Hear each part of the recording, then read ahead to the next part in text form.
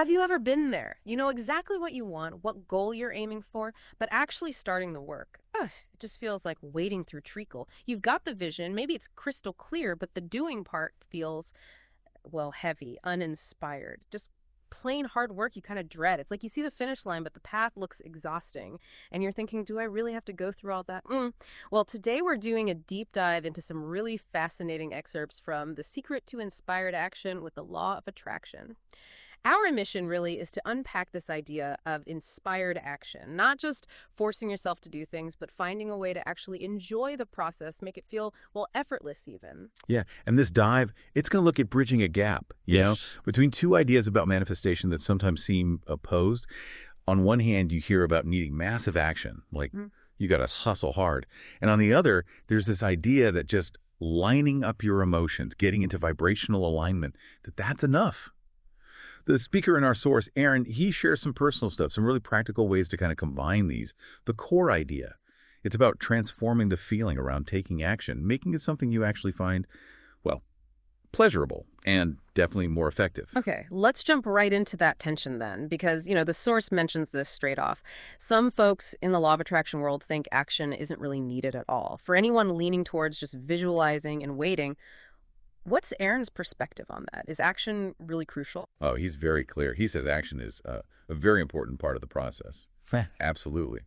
And he uses his own story, going from making one video a week to making them daily. He calls it taking massive action. He poured everything into it, basically turning a side thing into his full-time gig. What's interesting is he admits he wasn't always feeling inspired right at the start, but his passion for it grew.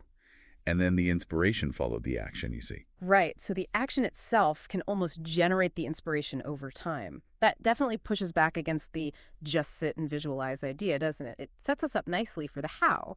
If massive action is important, how do we make it feel inspired, not forced? How do we get that emotional alignment piece in there? Exactly. And Aaron calls inspired action the bridge that connects those two things, the big action and the emotional state. He defines it pretty simply. It's feeling the emotion that you feel, your desired emotion, that is, before you actually take the step. It's about getting into that right state of being first, so the action flows from that energy. Feeling it before you do it. Okay. But that sounds tricky, right? If I'm dreading, say, making sales calls, how do I just decide to feel inspired about it first? Especially if I genuinely don't feel it. Does Aaron give us a practical way in? He does, yeah. That's where his strategies come in. The first big one is having a stronger vision for the outcomes we have or what we want to experience. Hmm. It's not just a vague wish. It's really knowing what you want and why. His own example is powerful. He pictured traveling, helping people, having this large audience. That vision was so clear, so strong, he says it literally pulled him towards making those daily videos. It wasn't just a chore. It felt like the natural next step to get there. Ah, so the vision isn't just a motivator, it's like a gravitational pull. Makes you think, doesn't it? What's your strong vision? The one that could pull you through the tough stuff. Okay, so a strong vision is key. What else? The next idea is deceptively simple, but really profound. He says, anything we associate with pleasure, we will want to do more of. Anything that we associate pain with, we will want to move away from. Okay, basic human nature. Right. But the trap, he points out, is most people automatically link taking action, especially difficult action, with pain or something unenjoyable. So naturally, they resist. Makes sense. Procrastination 101. Exactly. So the fix. Consciously decide to associate pleasure with that action. You choose to find enjoyment in the process. If you start linking good feelings to it, even small ones, it starts to become inspired action. It's a deliberate mental shift. A conscious choice to enjoy it? That sounds simple, but maybe not easy initially. How do you sustain that choice? Well, it's about actively looking for the pleasure points, maybe. Hugely. Aaron talks about our physiology, basically. How we hold ourselves, how we show up physically. Think about it. If you're all slumped over, looking down, voice isn't very powerful, you're probably not going to feel very motivated or passionate, are you? Definitely not. You feel how you look sometimes. Right. But if you consciously change that, stand taller, shoulders back, speak more clearly, more strongly, you instantly elevate our own state of being. Hmm. By changing the outside, you make it much more likely that we will feel that passion on the inside.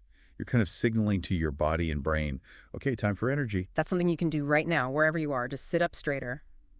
Interesting. So if someone's feeling totally flat, what's like the absolute first tiny physiological tweak Aaron might suggest? Probably just that. Yeah. Stand up, take a deep breath or two, pull your shoulders back, lift your chin. Yeah. Even that small reset can make a difference. Okay.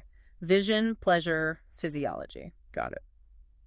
Now, does it just get easier with practice? Like, does repetition itself help build that inspired feeling? It absolutely does. The source really emphasizes this. The more you do anything, the more you practice something, the more you associate pleasure with it, the more you will enjoy it.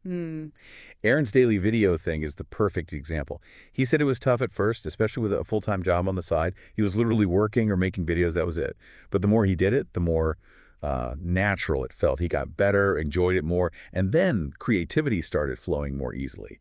That consistency leads to what he called higher leveraged action. Higher leverage action, meaning you get bigger results for maybe the same or even less effort. Kind of, yeah. Or the effort just feels easier, more effective, like things start clicking into place. So consistency builds skill and enjoyment. That's good news. But what about the other side of the coin? Pushing too hard. When is it time to maybe let go? Yes. That's a really important counterpoint. Knowing when you might be trying to force things too much. Aaron tells this story about needing photos taken. He kept trying, asking people, setting things up, and it just kept falling through or feeling like a real struggle. Yeah, that feeling of just hitting roadblocks everywhere. Exactly. So eventually he just decided to simply let it go, stop forcing it. And almost immediately, he said, new opportunities popped up where the energy is just flowing. It felt easy, like it was meant to be. So forcing feels like swimming upstream, flow feels like, well, floating downstream, even if you have to paddle sometimes. That's a good way to put it. It highlights that sometimes, if it feels constantly hard and forced, maybe it's a sign to pause, reassess, or look for a different path where things move more freely. How do you tell the difference, though, between a necessary challenge and forcing something that isn't right? Are there internal cues Aaron mentions? He suggests really tuning into your body and emotions. Consistent heaviness, draining feelings, constant roadblocks, despite genuine effort. Those are signs of forcing. Flow might still require effort, absolutely. But there's often an underlying sense of rightness, maybe momentum, or even the sparks of joy. It's less of a dead weight feeling. Gotcha. That distinction is really helpful. Okay, so bringing it all together, this consistent, inspired action, how does that ultimately impact us, according to Aaron, in terms of personal growth or the law of attraction itself? He sees taking that massive action towards your desires, when it comes in this inspired place, as a total game changer. Yeah. Because when you do that, he says, you start to embody the best version of yourself. You're not just wishing, you're being the person who achieves those things. And, importantly, you prove to yourself that you have the work ethic. It builds self-belief. So the action itself becomes proof. Exactly. Yeah. It reinforces the belief. He boils it down to, you get what you put into it. And he lived that, right? Treating his side hustle like his main job from the get-go, putting in, 35, 40 hours a week on videos on top of his regular 40-hour job. Wow. For 4 months straight before quitting? Yeah. That level of commitment, that wasn't just work. It was a powerful statement of his intent and belief. It really reframes commitment, doesn't it? It's not just effort. It's embodying your desire, making it real through action. Okay, what a journey through this idea of inspired action. We've really covered some ground. So just to recap for everyone listening, this inspired action, it's the bridge, right, between your passion, your vision, and actually getting things done. We talked about needing that strong, pulling vision, consciously choosing to associate pleasure with the process. Mastering your physical state to lift your energy. Right, and understanding that consistent practice builds not just skill, but also enjoyment, that flow. But also knowing when pushing becomes forcing, and it's time to maybe let go and find where the energy is flowing. Yeah, exactly. The really empowering takeaway from the source material is that core message. Yeah. Every situation is neutral. It's us who decide how to feel about it.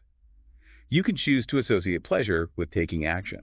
And the more you practice that, well, the easier it gets, the more creative you feel, and the bigger the results you tend to see. You're choosing your state. You choose your state before you act. So here's a final thought to chew on. If you could consciously decide right now what your preferred state of being is before you tackle whatever's next on your list, what would that feeling be? And just imagine, how might stepping into that feeling first actually transform the task itself and maybe even the outcome you get? Maybe think about one small thing today where you could try applying that. Just one small shift.